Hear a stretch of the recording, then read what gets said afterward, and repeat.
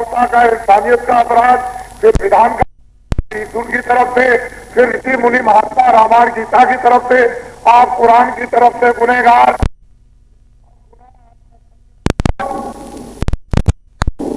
ये जो आपकी दौलत को लोगों ने पनडुब्बियों में, तोपों में, हवाई जहाजों में, इसमें सामान के लाने, सामान के ले जाने में, हीरे जवाहरात की खदानों में इकट्ठा करने में, और फिर ये योजनाओं के बनाने में, और बाहर से जो कर्जा ले आए उसमें से 75% फीसदी ये सब खा गए विदेशी बैंकों में। डेवलप मुल्कों में यही आपके पास में नेपाल है, यहाँ के मिनिस्टरों में लोगों ने इतना रुपया नेपाल की बैंकों में जमा कर दिया है, इतना रुपया जमा किया, अगर नेपाल का ही खाली रुपया हिंदुस्तान का जमा किया हुआ अगर वापिस आ जाए तो जितना भी बात से आप कर्जा ले आए हो वो कर्जा और ये ब्याज ये पूरा का पूरा अदा हो जाएगा और बहुत सा विकास भी हो जाएगा।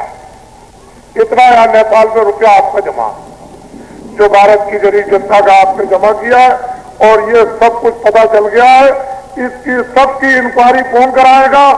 ये भूमि जोता खेतिहर साहब ये कराएगा। हमने तो ये कह दिया है कि दफ्तरों का ऑडिट करवा दिया जाए तो 20-20 साल की सबको सजा होगी, लेकिन हमने अपने कर्मचारी अधिकारियों को पूर्ण रूप से जनता के सामने बता करके निकाल दिया कि ये कोई भी मतलब ये भ्रष्ट नहीं है,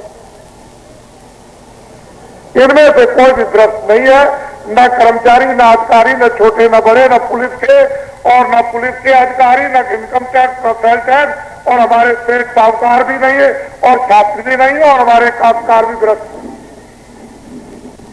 ये व्यवस्था भ्रष्ट है, इसलिए हमने अधिकारियों कर्मचारियों को निकाल दिया और जनता से अनुरोध किया है कि कभी भी ये मत सोचना कि अगर कभी तुम कहो कि ऑडिट कर दिया जाए तो देखें कौन, तो ये गुनहगार और ये अपराधी नहीं है, ये बिल्कुल आपके सामने छोड़ दिए गए। अब ये कौन आएगा गिरफ्त में? जहां से संचालन होता है,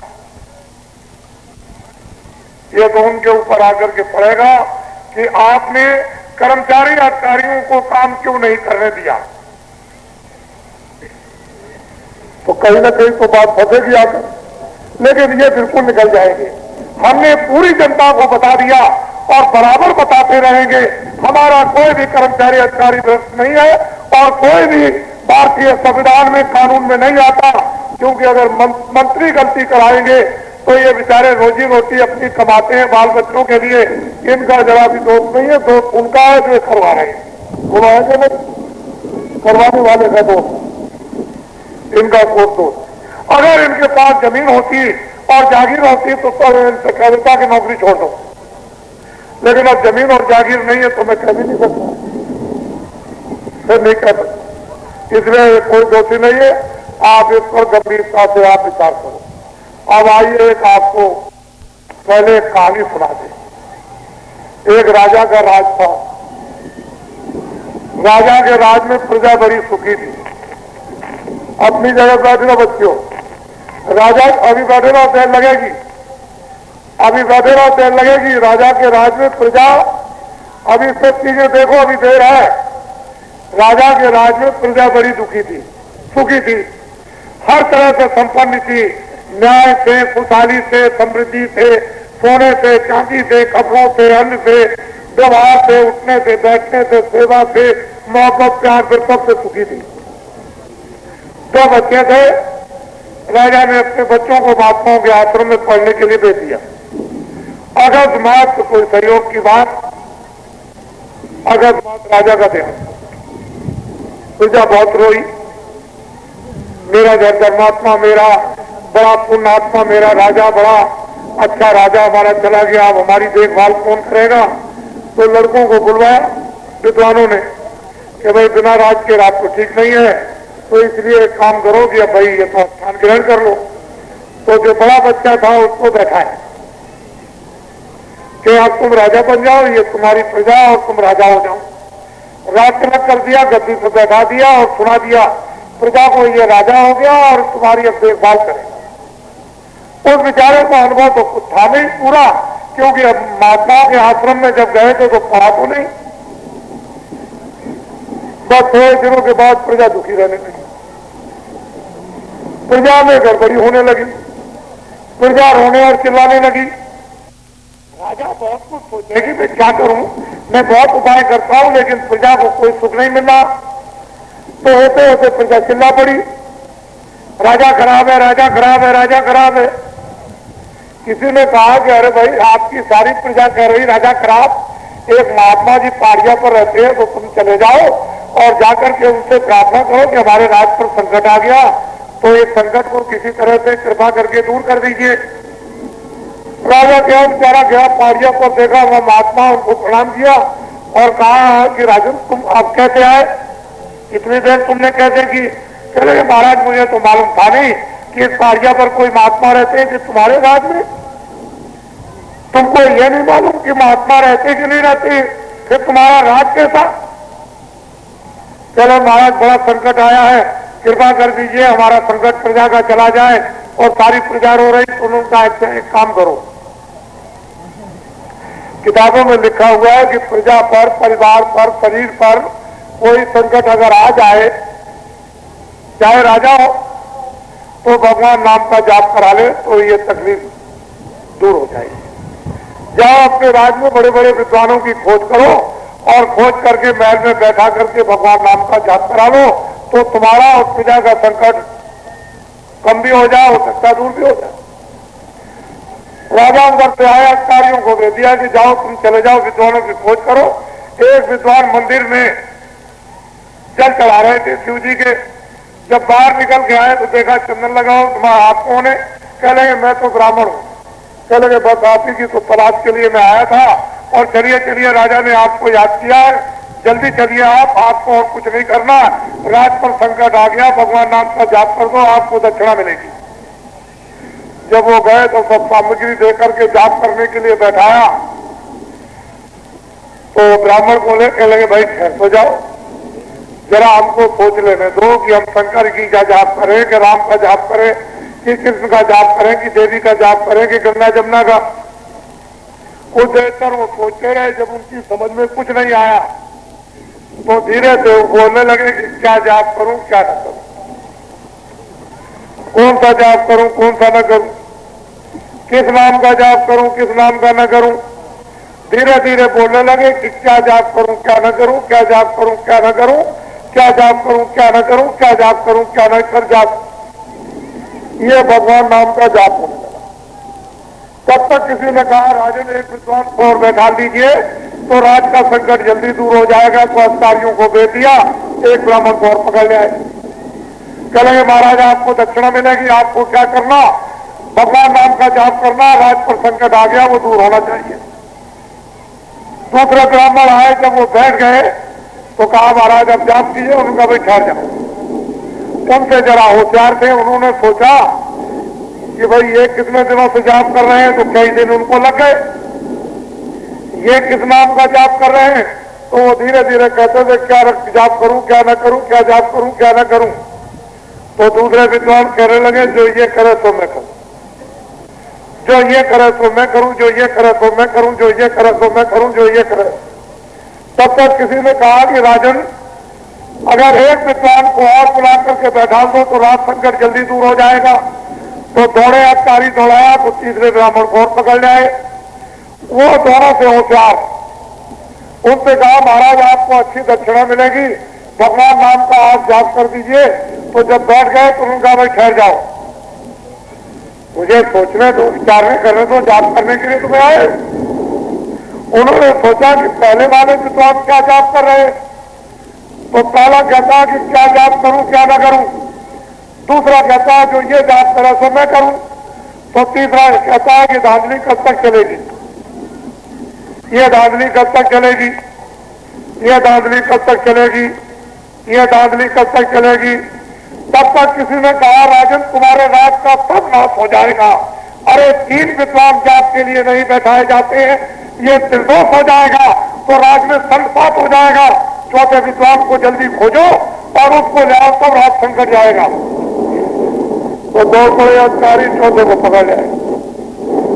जब चौथे आए तो तीनों को चौथे होशियार, उन्होंने सोचा कि भाई पहले वाले 3 क्या कर रहे हैं, तो एक कहता है कि क्या जाप करूं क्या न करूं, क्या जाप करूं क्या न करूं। तो दूसरा कहता है जो ये करे सो मैं करूं, जो ये करे सो मैं करूं। तो तीसरा कहता है ये धांधली कब तक चलेगी, ये धांधली कब तक चलेगी। तो चौथा कहता है कि जब तक चलेगी जब तक सही, जब तक चलेगी जब तक सही, जब तक चलेगी जब तक सही, जब तक चलेगी जब तक। ये चारों जाप कर रहे हैं। एक कहता है कि क्या जाप करूं क्या न करूं, दूसरा कहता है जो ये करे तो मैं करूं, तीसरा कहता है ये धांधली कब तक चलेगी, ये धांधली कब तक चलेगी। तो चौथा कहता है जब तक भारत की जनता नहीं जगेगी तब तक चलेगी, जब तक भारत की जनता नहीं जगेगी तब तक चलेगी, जब तक भारत की जनता नहीं जगेगी तब तक चलेगी, जब तक भूम जोता खितिया का नहीं जगेंगे तब तक ये धांधली चलेगी। किसी ने आकर के कहा कि राजन बड़े बड़े विद्वान भगवान नाम का जाप कर रहे, उसको देखा जाए। तो आगे कहा मंत्री ने कि चलो सिपाहियों, राजा जाप देखना चाहते हैं। सिपाही गए, विद्वानों से कहा कि अरे विद्वानों, मंत्री और राजा आपके जाप को देखने के लिए आ रहे। कह लगे कोई चिंता फिक्र मत करो, कब आ रहे, कितने बजे से आएंगे, इतने बजे से आएंगे, चल पड़े। बात वो सबके सब विद्वान जोर से बोलने लगे, क्या जाप करूं क्या ना करूं, जो ये करा तो मैं करूं, जो ये करा तो मैं करूं, ये धांधली कब तक चलेगी, ये धांधली कब तक चलेगी। तो 14 विद्वान कहता है जब तक राजा साहब नहीं आएंगे तब तक धांधली चलेगी, जब तक राजा साहब नहीं आएंगे तब तक धांधली चलेगी। तो राजा साहब ने जब कानों से सुना करे, एक कहता है कि क्या करूं जाप करूं क्या ना करूं, दूसरा कहता है कि ये करा तो मैं करूं, तीसरा कहता है धांधली कब तक चलेगी, ये धांधली कब तक चलेगी। चौथा कहता है जब तक राजा साहब नहीं आएंगे तब तक चलेगी। तो राजा साहब ने कहा रे बदमाशों, मैं आ गया, तुम्हारी बदमाशी नहीं चलेगी।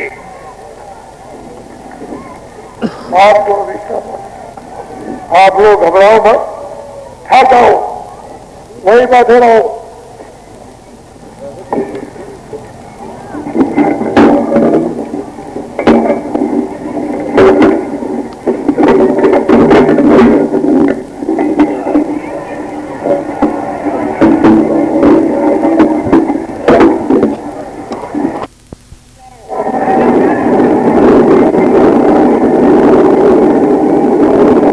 पीछे घूम जाओ, फिर पीछे घूमो। ये भारत की जनता, आप लोग सब बैठे रहो, फिर पीछे घूम जाओ। ये भारत की जनता बड़ी दुखी है और अपने अपने दर्द को, अपने अपने फोड़े को निकाल के पटक रही है। ये रो रही है, चिल्ला रही है। तो जितने भी हमारे हिंदू मुसलमान और सिख और ईसाई जितने भी खड़े और बैठे हैं, सबके साथ इन सबको सबसे पहले प्रणाम करो।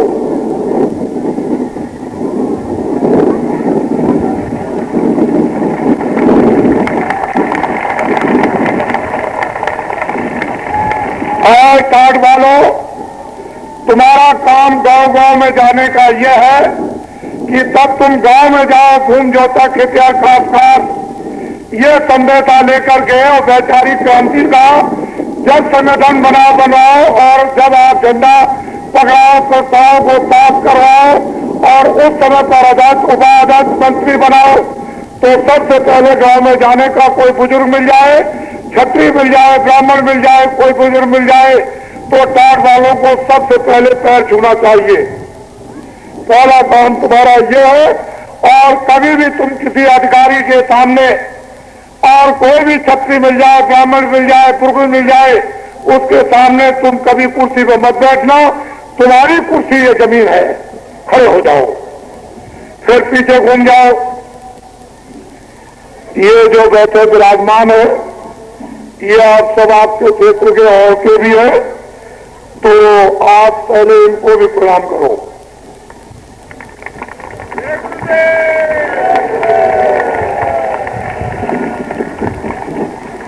इनको देखिए आप, बाबा जी चाहते हैं कि जो व्यवस्थाएं, बड़ व्यवस्थाएं जो खत्म हो गई, ये बड़े बड़े लोग बैठे हैं सामने और पीछे, ये जमींदार थे, जागीरदार थे, ये कोई काम नहीं करते थे। इनका काम क्या था कि लोगों को न्याय देना, लोगों को न्याय दिलवाना, रक्षा करनी और वक्त पर उनके काम आना।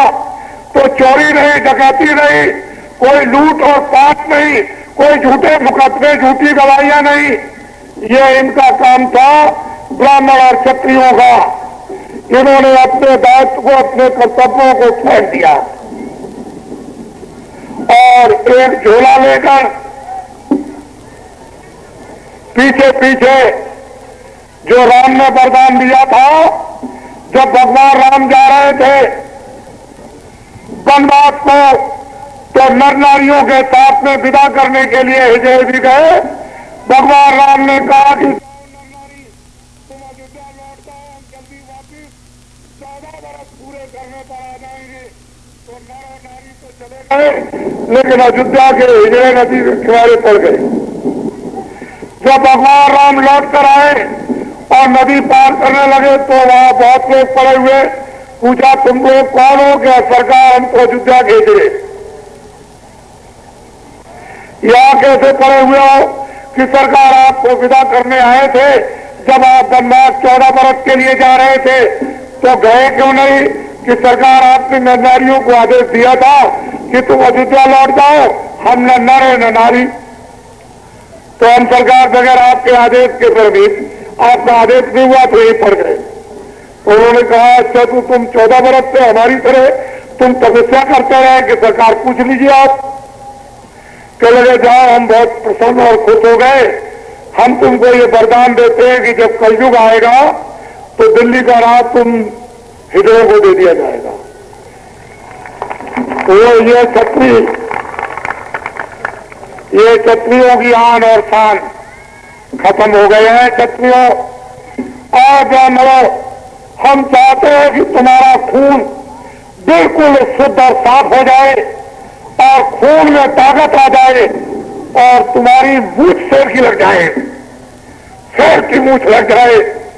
और अब तुम्हारा ये फिर से खून साफ करने का और शेर की मूछ लगाने का ये काम है कि गांव-गांव में तुम जल्दी से जल्दी चल पड़ो और फोन जोता के खासकर ये वैचारिक क्रांति का ये आप ये झंडा उनको पकड़ा दो, ये तुम्हारा काम है। अब तब तुम्हारा खून साफ हो जाएगा और तुम छत्ते छत्री सब कहलाओगे। ये तो परिश्रम करना ही पड़ेगा, इससे अब तुम बच नहीं सकते हो।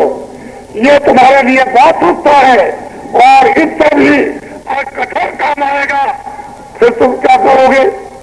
ये तो अभी सस्ता काम। खड़ा हो जाओ और पीछे घूम जाओ। ये इस मैदान में हमारे बहुत से ममाना और मेरठ का सामान आया है।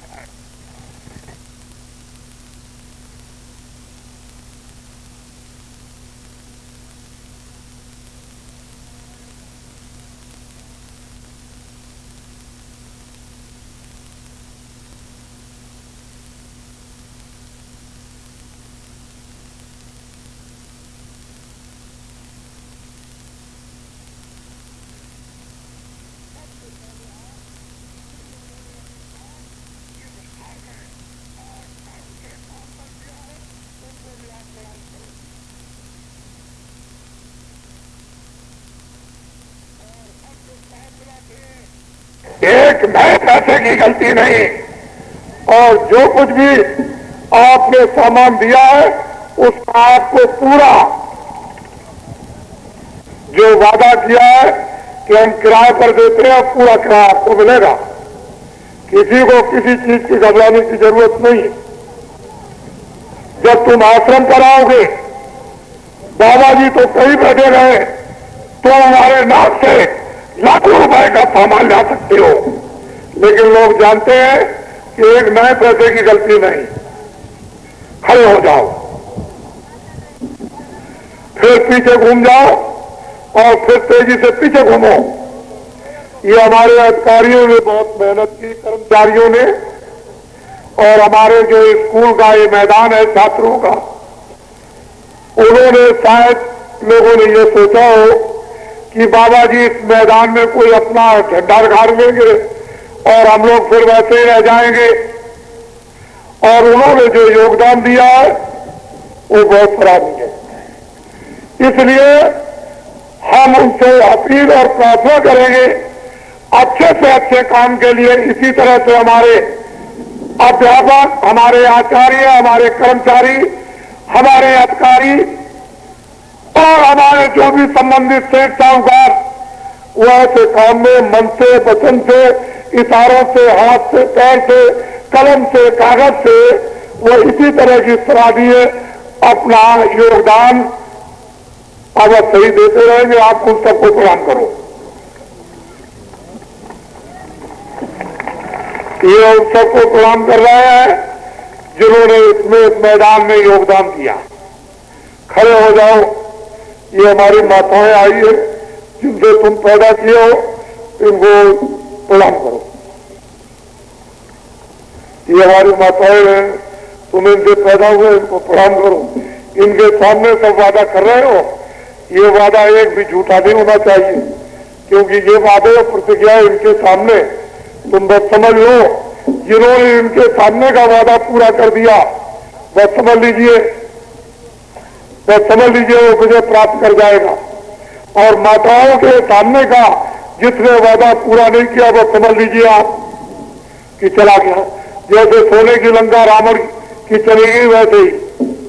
खड़े हो जाओ, फिर पीछे घूम जाओ और फिर सब पीछे घूमो।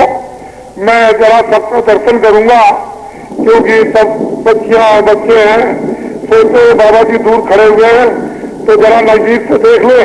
सभी इच्छा करते हैं कि बाबा जी को नजदीक से देखा जाए, तो बैठे रहो आप, घबराओ नहीं। मैं उधर से आऊंगा और सबका दर्शन करता हुआ फिर मैं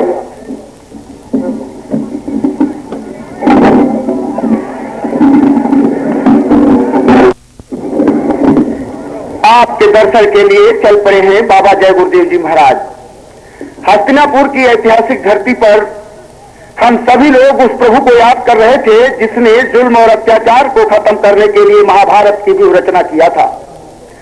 आज वो शक्ति उतर करके धरती पर भूम जो तक क्षत्रिय काश्तकारों का जो समूह हिंदुस्तान की धरती पर 1 अरब 60 करोड़ है, उनके दर्द को दूर करने के लिए धरती पर उतर गई। और धरती पुत्रों का दर्शन करने के लिए धरती का वो निराला लाल, भारत के इतिहास का एक अनोखा अध्याय लिखने वाला महापुरुष आपके सामने, आपके दर्शन के लिए। आप अपने स्थान पर बैठ करके दर्शन करें, अपने स्थान पर ही आप बैठे रहें।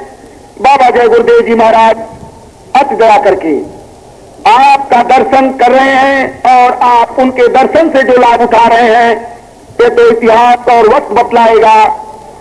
आप आज के आज भूम ज्योता क्षत्रिय काश्तकार संगठन के इस ऐतिहासिक सम्मेलन हस्तिनापुर में जो 29, 30 और 31 तारीख को संपन्न होने को था, आज उसका ये आखिरी और समापन दिवस है। समापन के अवसर पर दर्शन कर रहे लोगों, आप कितने ही भाग्यशाली हैं, इसकी सराहना देवतागण भी नहीं कर सकते। आप सब अपने अपने स्थान पर बैठ करके ही दर्शन का लाभ लें, जिससे कि पीछे के लोग भी पूरी दर्शन की अभिलाषा से आए हुए हैं, उनकी भी अभिलाषा पूरी हो।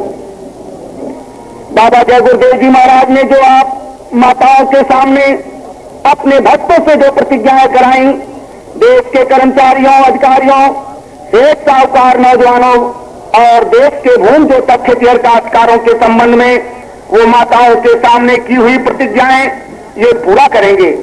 बीच में गुरु हैं। आज इस हस्तिनापुर की ऐतिहासिक धरती पर जय गुरुदेव।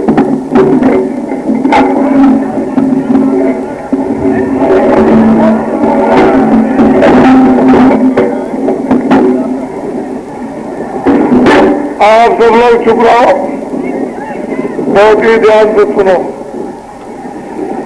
ये अवसर बार बार नहीं मिलता, बड़ी मुश्किल से ये अवसर मिला।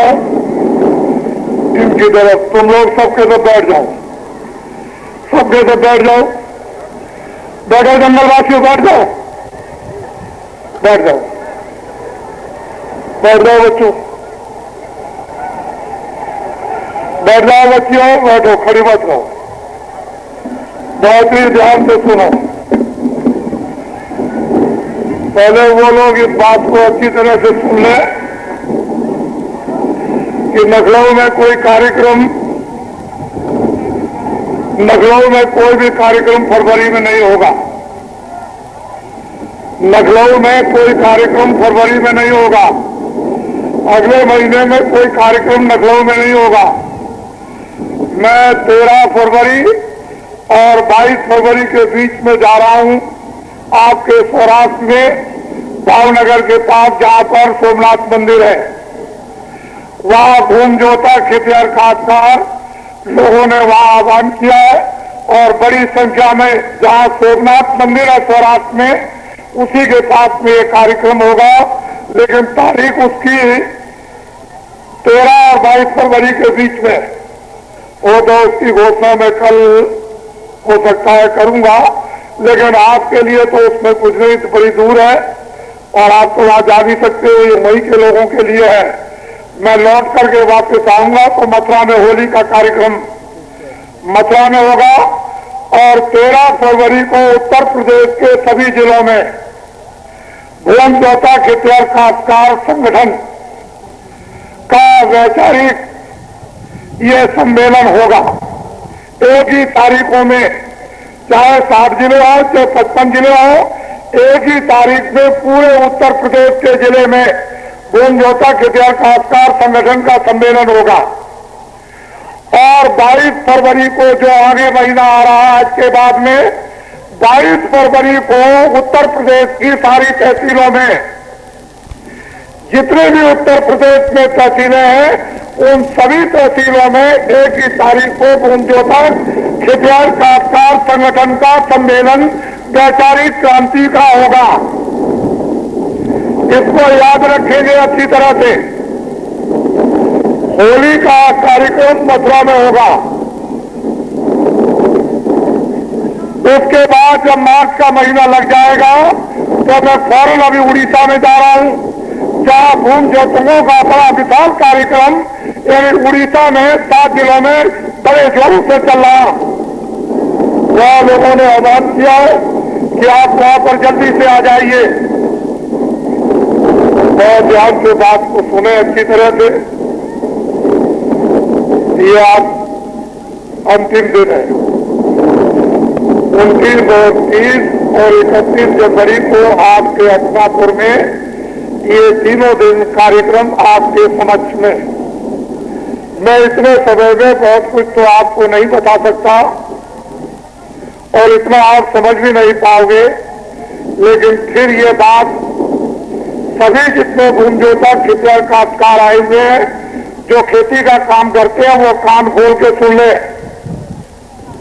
और जंगलवासियों, ये हमारे भूमजोतक बहुत परेशान तकलीफ में है। 40 सालों पर इन पर कर्जा लगा हुआ है सरकारी। ये 40 सालों का सरकारी सबसे बड़ा कर्जा ट्रैक्टर का, और ट्रैक्टर भी उसके साथ जोड़ लिया गया। जितने भी ट्रैक्टर के साथ जुड़े हुए नीचे जितने भी कर्जे सरकारी, वो मैं ब्याज के भूमजोता खेतिहर काश्तकारों का सरकारी 40 सालों का जो कर्जा मैं ब्याज के कौन माफ करेगा? पहले तो आप इनको देखिए, आपको तो हम छोड़ भी दें, लेकिन माताएं जो सामने बैठी है उनको नहीं छोड़ सकते। ये आपके सामने है और मेरे सामने आप, ये भी मेरे सामने, आप भी मेरे सामने, और पीछे बैठे हुए वो लोग भी मेरे सामने। मैं चारों तरफ आपके मध्यस्थ का हूं, मुझे अपना मध्यस्थ समझे। मैं इनको आदेश दूंगा कि ये काम कर दो, इनका काम क्या होगा वो काम कर देंगे। बस मेरा काम इतना रहेगा, मैं सिर्फ पूछूंगा कि जो मैंने इन माताओं के सामने प्रतिज्ञा की, वो 40 सालों का सरकारी कर्जा माफ हुआ कि नहीं, और 1 करोड़ आदमी मैदान में इकट्ठे होंगे। 1 करोड़ के बीच में बाबा जी पूछेंगे, जब वो सब के सब ये कह देंगे हाथ उठाकर, कागज तो अपना साथ ले ही जाएंगे, जो पक्का कागज इनको मिलेगा जिस पर सरकारी मोहर होगी मजिस्ट्रेट का और बैंक का मैनेजर, वो सब उस पर लिखा होगा पूरा का पूरा कि 40 सालों का सरकारी कर्जा इस तारीख तक सब का सब मैं ब्याज पे माफ कर दिया गया, उस पर लिखा होगा अब किसी तरह कोई कर्जा नहीं। जब ये काश्तकार कह देंगे तब बाबा जी सच्ची बात मानेंगे, इसके पहले नहीं। ये हमारे जो कर्मचारी अधिकारी जिनको कह दिया भ्रष्ट है, जिस व्यक्ति ने कर्मचारी अधिकारियों को कह दिया कि ये भ्रष्ट है, उसको इस्तीफा पहले ही दे देना चाहिए था। तो लोगों को उसने कह दिया कि भ्रष्ट है, और भ्रष्ट कौन है ये ऐसे ही रह गए। हमारे देश का कोई कर्मचारी अधिकारी भ्रष्ट नहीं है। ये जो दिल्ली में बैठ के शासन करते संपूर्ण रूप से यही भ्रष्ट है, और इनकी दवा आज कलाकार ये सामने बैठे हैं, ये दवा कर देंगे। इनको रास्ता अभी तक मालूम नहीं था, लेकिन अब इनके सामने रास्ता आ गया, घबराने की जरूरत नहीं है। बाबा जी की अपील है, ये अपना झंडा पकड़ लो। किसी की रैली में बाबा जी की अपील पर कोई दूर जो तक किसी काश्तकार यानी रैली में नहीं जाएगा, ना उनके सत्याग्रह में, न वो कमिश्नर का घेराव करेगा, न एसपी का करेगा, न डीएम का करेगा। किसी भी दफ्तर में घेराव करने की जरूरत नहीं, और न वो बिजली के बारे में कुछ कहे, न वो गन्ने के बारे में कुछ कहे। उस भूम जो तक काश्तकार को ये चाहिए कि ये झंडा अपना पकड़ ले। सबसे पहला काम ये झंडा अपना पकड़ ले। अगर एक के सादे से सब काम न पूरे हो जाए तो जो बाबा जी को आप सजा देना सजा दे देना। हम सजा तुम्हारी तरफ से भोगने के लिए तैयार हैं, लेकिन झंडा आपको पकड़ना है। ये जाल में बैठ के लोग कि उन्होंने अपना निजी झंडा पकड़ लिया और किसी झंडे के नीचे बहकावे में लोग लालच में नहीं आएंगे। आप कभी कोई लोग लालच मत आना। बहुत तुम लोग लालच में आए, बड़े बड़े तुमने झंडों के लिए नारे लगाए कि जिंदाबाद मुर्दाबाद, इससे निकल गए वहां नारे लगाए, उस झंडे के नीचे उससे निकल गए वहां फिर झंडे, सबके झंडों से निकलकर अब मरीज बनने की जरूरत नहीं, अपना झंडा ले लो। अगर तुम्हारा मर्ज न चला जाए तो हम देखे ना, ये झंडा लो। जंगल वासियों खड़े हो जाओ।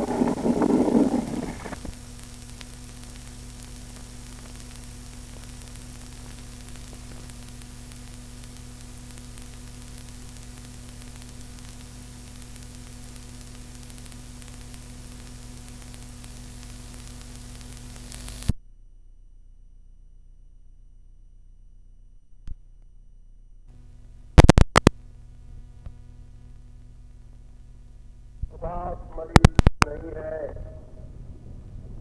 इसलिए रोगे चिल्लाओगे, इस भूमि पर तड़पोगे, तभी अपने आप को अच्छे रूप से महसूस कर पाओ।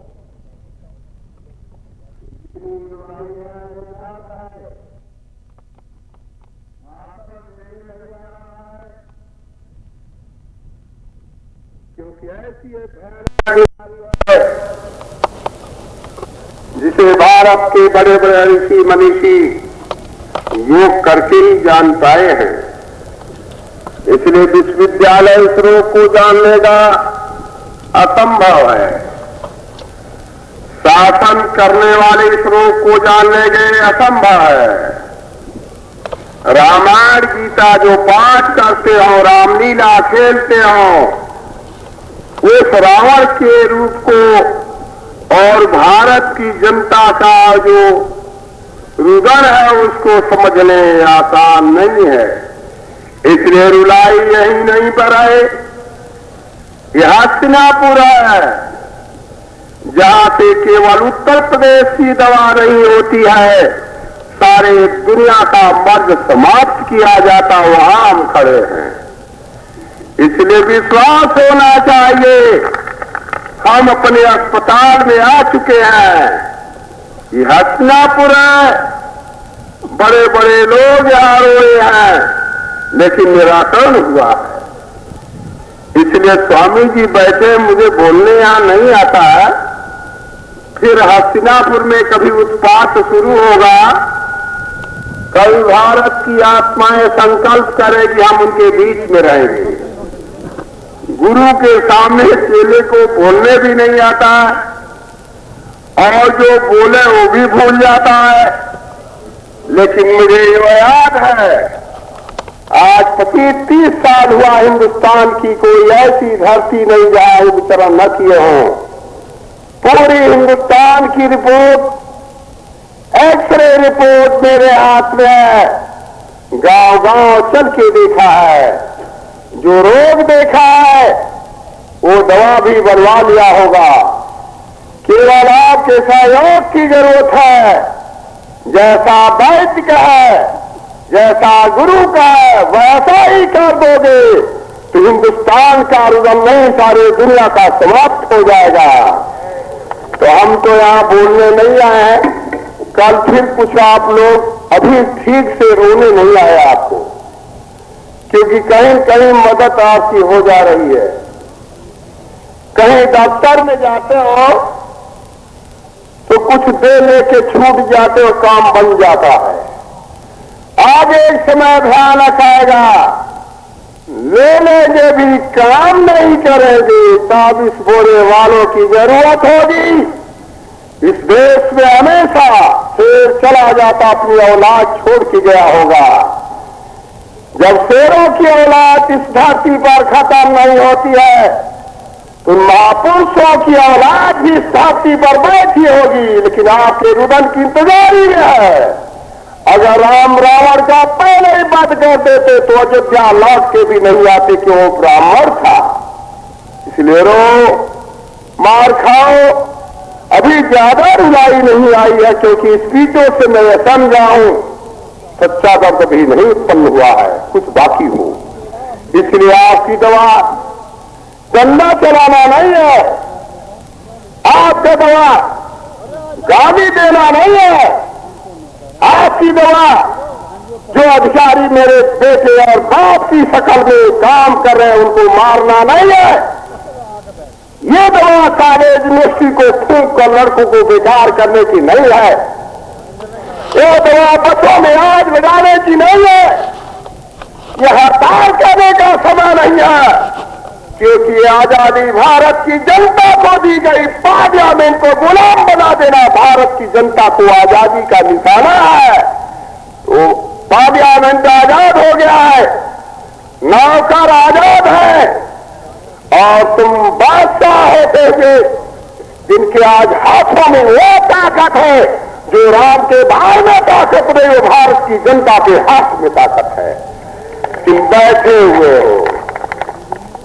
मैं आपको बस बोल जाऊंगा तो मुझे दर्द ज्यादा है। मैं लक्ष्मण तरफ जल्दबाज आदमी हूं, जो करना मैं भी करना चाहता हूं। कल मैं मन से भाग गया था तो मालूम होना चाहिए था, फिर भी मैं कहीं भी भाग के जाऊं, बाण राम का मेरे पीछे लगा हुआ है। स्वामी जी ने कल कहा था 6 महीने का रास्ता और 3 महीने का है, तो लक्ष्मण ने कहा कि हम तो 3 महीने के रास्ते में जाएंगे। क्यों? कहा दुश्मन दिखाई दे रहा है, उसके लिए घड़ी की जरूरत नहीं है। जब दुश्मन दिखाई दे और ताकत दिखाई दो तो इंतजार नहीं करना चाहिए। तो कहा अच्छा भाई बहुत जल्दबाज हो तो लंका नजदीक कर दूंगा, और क्या करोगे, समय कम हो जाएगा। कैसे? मुदव नैन सिंधु के तीरा। मुदव नैन भारत की जनता के हाथ में शासन है और हाथ उठाने में ताकत है, लेकिन इतना डर गए हो, लाठी नहीं चला सकते हो आप, गोली नहीं चला सकते हो, तलवार नहीं चला सकते हो। जानते हो राम ने करोड़ों को मारा, किसने 56 करोड़ को मार के घाट उठा दिया? गुरु गोविंद सिंह ने मारा, मोहम्मद साहब ने मारा, शिवाजी ने मारा, उनका मंदिर बना हुआ है। लेकिन अगर आज राम भी किसी का वध कर दे तो उन्हीं के अनुसार भारतीय कानून बना हुआ है, एक दिन में 7 बार राम को फांसी पर लटका दिया जाए, इसको पार्लियामेंट कहते हैं। राम से भी बड़ी पार्लियामेंट आपने बनाई है, धर्म से बड़ी शक्तियों से ज्यादा पार्लियामेंट दिल्ली में बनाया है। तो राम भी कुछ नहीं कर सकते, हनुमान भी कुछ नहीं कर सकते, केवल वक्त की दवा काम करेगी, कालरा की दवा ही काम करेगी। इसलिए कौन सी दवा है? हाथ उठाने की। डीएम को मार डालो, मर जाएगा मेरा बाप, मेरा बेटा होगा। अधिकारियों को मार डालो, मर जाएंगे।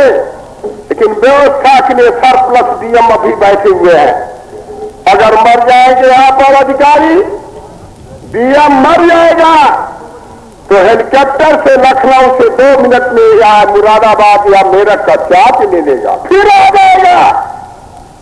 लेकिन जो यहां से दिल्ली भाग जा रहे हैं, लखनऊ भाग जा रहे हैं, अगर उनको हाथ उठा करके घर लिया जाए तो 6 महीने चुनाव नहीं होगा, तब तक पार्लियामेंट बंद हो जाएगी। वो तो आप करोगे नहीं। काका को चुने हो, मामा को चुने हो, नाना को चुने हो, मौसा को चुने हो, उसको नहीं आप पहचानते हैं। तो अधिकारियों के काम में, इसलिए स्वामी जी ज्यादा मैं आज बोलने का अवसर नहीं है, लेकिन मैं कहूंगा बाबा जी ने एक दवा बनाई जिसमें सभी तरह के सांप, सभी तरह का अजगर, सभी तरह के रावण, सभी तरह के दुख देने वाले जंस की दारू, उनका एक ही एंटीडोट से पार्लियामेंट के मलेरिया के मच्छर समाप्त हो जाएंगे, लीवर से भारत की जनता आजाद हो जाएगी। वह भूमि ज्योतक। हम रात भर सोचे स्वामी जी भूमि ज्योतक नाम क्यों रखे हैं? भूमि ज्योतक काश्तकार संगठन।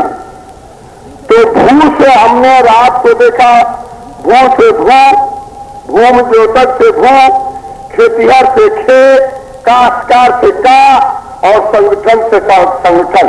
तो भूखे का संगठन है, रोने वालों का संगठन है, लुटने वालों का संगठन है, जो बहनों और बेटियों पर जो अत्याचार हो रहा उनका संगठन है।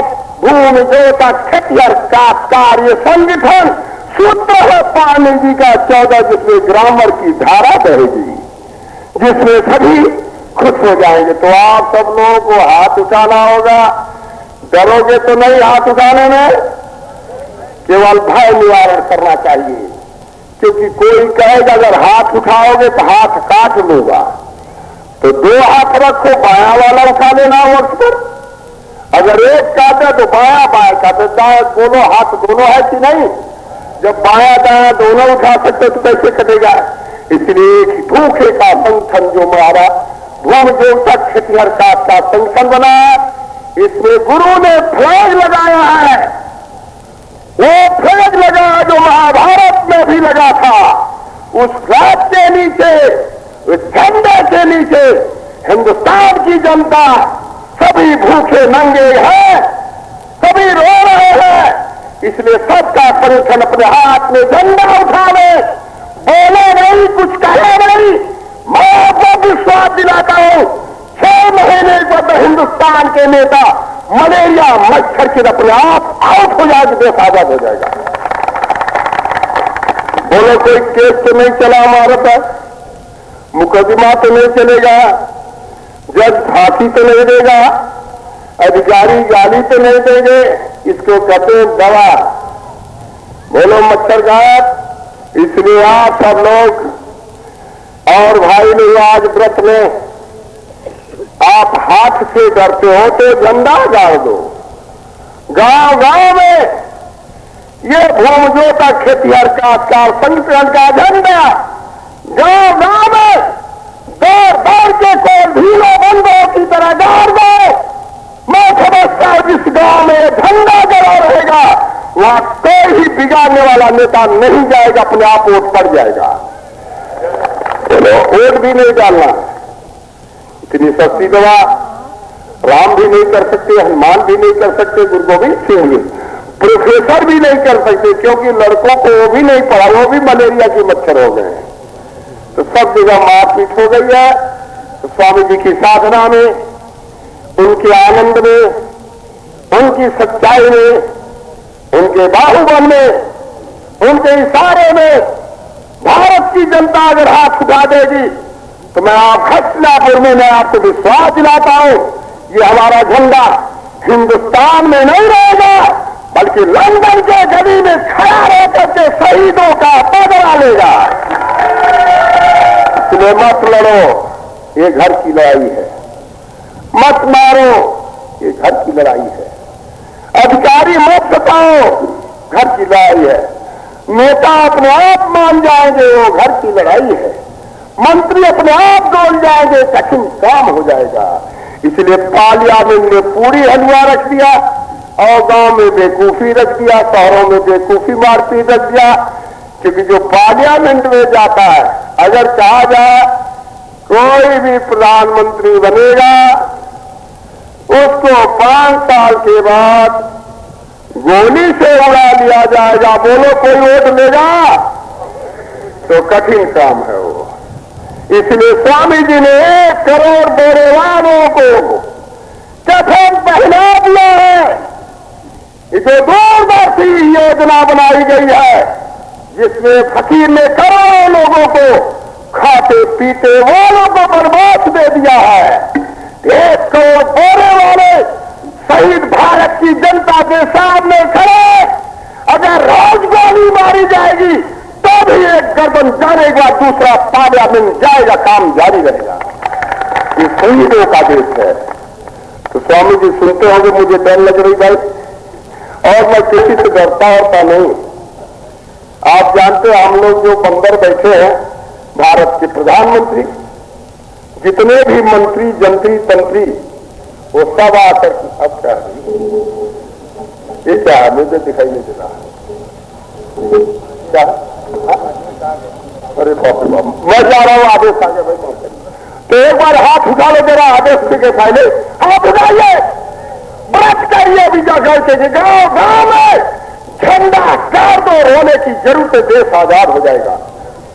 हाथ उठा, नकली तो नहीं उठाओ। मैं वो भगवान को बता दिया, टेप रिकॉर्ड में आ गए आप लोग। अब गड़बड़ मत करना, मैं कर रहा हूं।